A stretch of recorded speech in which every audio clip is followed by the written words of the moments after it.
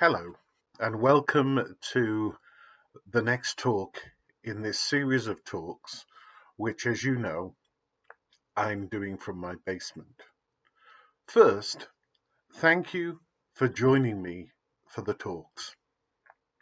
During this last week, when I began, I was not sure if anyone would watch, but I'm glad to say people are, and the feedback is that at some level they are helpful. So thank you.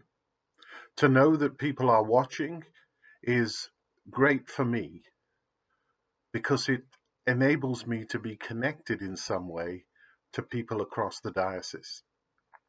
I am certainly missing being out and about and meeting with folks. As I wrote the date for this message into the save section of my computer, I was surprised to see that it's March the 25th, 3 months from Christmas. Or, to look at it another way, 9 months until Christmas.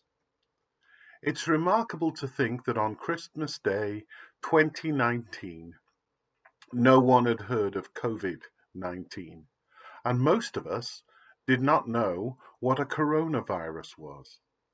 As I understand it, the first case was confirmed on New Year's Eve. Our Christmas liturgies remind us of the Incarnation, the miraculous action of God where he chooses to enter the world, not as some sort of misty spirit, but in a human body, made flesh. One of the first things I learned as a child about this is Jesus knows how we feel. He was a boy who would have skinned his knees, had a cold, and so forth. I always found that comforting when I thought about it, and still do. But there is so much more to the Incarnation than that. As Jesus suffered on the cross at Calvary in ways that we cannot understand, all of our suffering is drawn into him and dealt with. Not only ours, but that of all creation for all time. Jesus passes through the veil of the shadow of death and comes to the other side, bringing life to the full. This is the central message of our faith. There is life after life. Suffering and death are not our intended state. And to go back to a previous talk, they are part of our being exiled in a strange land. Through his death, Jesus opens the path of life to all who will walk on it, following him.